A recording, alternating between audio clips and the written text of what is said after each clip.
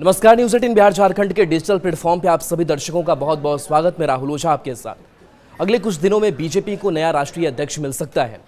जो खबर सामने आ रही है, राजनीतिक गलियारों में चर्चा भी इस बात की है कि बीजेपी किसे अपना अगला राष्ट्रीय अध्यक्ष बनाएगी। पिछले कुछ दिनों में केंद्रीय नेतृत्व ने कई राज्यों में प्रदेश अध्यक्षों का ऐलान किया है और इससे पार्टी के संविधान के मुताबिक राष्ट्रीय अध्यक्ष के चयन का रास्ता साफ हो गया है। अगले कुछ दिनों में बीजेपी को नया राष्ट्रीय अध्यक्ष मिल सकता है। जो खबर सामने आ रही है और जो चर्चा है कि महिला राष्ट्रीय अध्यक्ष बन सकती है, बीजेपी को पहली महिला राष्ट्रीय अध्यक्ष मिल सकती है। लेकिन इसी के साथ एक और ओबीसी नेता का नाम सामने आया है जिसे अंतिम समय में रेस में सबसे आगे बताया जा रहा है। कौन कौन से नेता रेस में हैं, एक एक करके बताएंगे। और यूपी के इस नेता का भी नाम सामने आ रहा है और अब तक राष्ट्रीय अध्यक्ष के लिए चर्चा में उतनी गंभीरता से कभी नहीं आया था। बीजेपी को पहली बार महिला अध्यक्ष मिल सकती है, जिसमें केंद्रीय वित्त मंत्री निर्मला सीतारमण का नाम सबसे आगे बताया जा रहा है।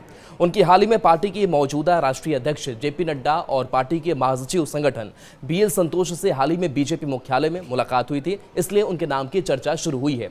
एक तर्क यह भी दिया जा रहा है कि दक्षिण भारतीय होने और पार्टी और मोदी सरकार की जानी मानी चेहरा होने की वजह से वह पार्टी की महिलाओं में पहली पसंद हो सकती हैं। यही नहीं, 33% महिला आरक्षण के बाद यह बीजेपी के वादे में फिट भी बैठती है। सीतारमण के अलावा दूसरा नाम है पूर्व केंद्रीय डी पुरंदेश्वरी का। उन्होंने भी इस पद का एक मजबूत दावेदार बताया गया है। वह बीजेपी की आंध्र प्रदेश की पूर्व प्रदेश अध्यक्ष भी रह चुकी हैं। पुरंदेश्वरी कई भाषाओं की जानकार हैं। उन्होंने राजनीति में कई महत्वपूर्ण पदों पर काम भी किया है। ऑपरेशन सिंदूर बहुदलीय प्रतिनिधिमंडल के लिए भी उन्हें चुना गया था। इसके साथ साथ उत्तर प्रदेश के उप मुख्यमंत्री केशव प्रसाद मौर्य का भी नाम रेस में है। पार्टी किसी ओबीसी चेहरे पर ही दांव खेलेगी और इसके तहत दूसरा जो नाम आ रहा है वो केंद्रीय मंत्री धर्मेंद्र प्रधान का है। मौजूदा अध्यक्ष और केंद्रीय मंत्री जेपी नड्डा का कार्यकाल 2023 के जनवरी में ही खत्म हो गया था। फिर लोकसभा चुनाव की वजह से उनका कार्यकाल जून 2024 तक बढ़ाया गया। फिर हरियाणा, महाराष्ट्र, जम्मू और कश्मीर के साथ साथ दिल्ली विधानसभा के चुनाव भी सामने आए, जिसकी वजह से कार्यकाल को विस्तार मिलता रहा।